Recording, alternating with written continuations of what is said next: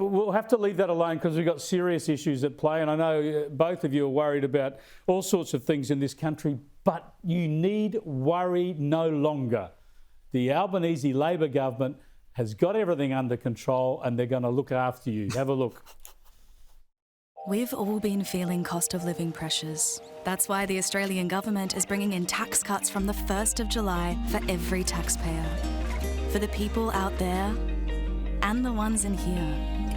The ones up there and the people down there. Because these aren't tax cuts for some, they're tax cuts for every taxpayer. Visit taxcuts.gov.au to find out how they will benefit you. Stephen, these charlatans are spending our hard-earned tax dollars to run advertising campaigns informing us that we're going to be allowed to keep more of our own hard-earned dollars through tax cuts that they opposed initially and were legislated under the Liberals, and they've tinkered with since. Give me a break. Well, Chris, I hope the 3 people that weren't aware of these tax cuts coming in on the 1st of July are now fully aware of it, and I hope the millions of dollars that the government has spent to tell those 3 people that they're getting a tax cut on the 1st of July was worth it. I mean, fair income. You know, these are the most talked about tax cuts in the history of this country. Everybody knows they're coming in. We don't need the government spending our money to tell us that. Look at how wonderful is it that we're giving you more of your own money? Yeah, well, Susie, maybe we do need the ads because maybe the tax cuts are so small, no one will notice them.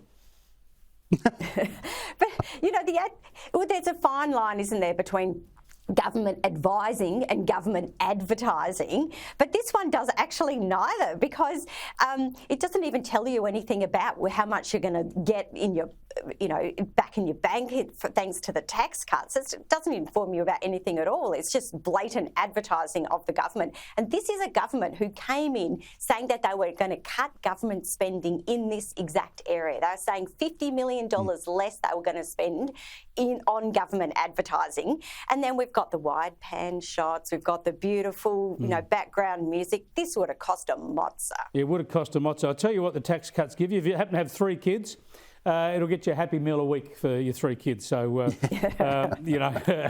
you'll be living in the land of milk and honey. I've got a better idea for a Labor tax and cost of living ad. That is just their own words. Have a look.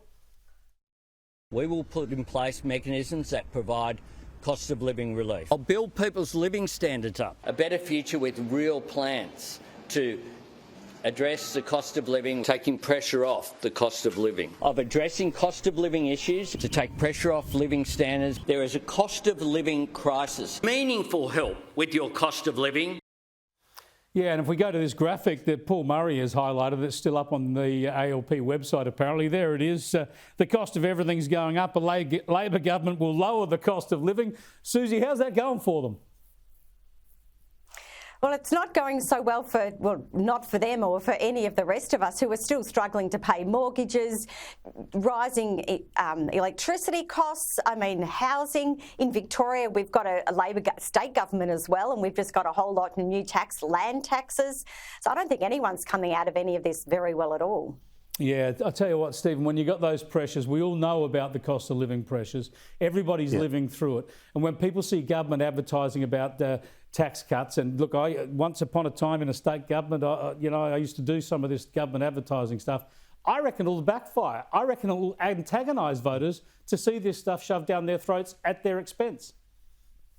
I think you're right, and I think the problem here is they run the risk of us realising that they're treating us like idiots and that all they're doing is creating a whole bunch of distractions to sleight of hand so that we don't see the fact that they've got no answers to the cost of living crisis. And I say this on my program almost on a daily basis, that the inflation crisis is largely driven by government spending. If they want to bring the cost of living down, stop spending money. And this is an example of exactly the opposite of that. Yeah. But then, of course, if we demonise the supermarkets and worry about pulling videos off Facebook and, create the whole distraction around The Voice, maybe we don't actually have to do anything and people won't notice.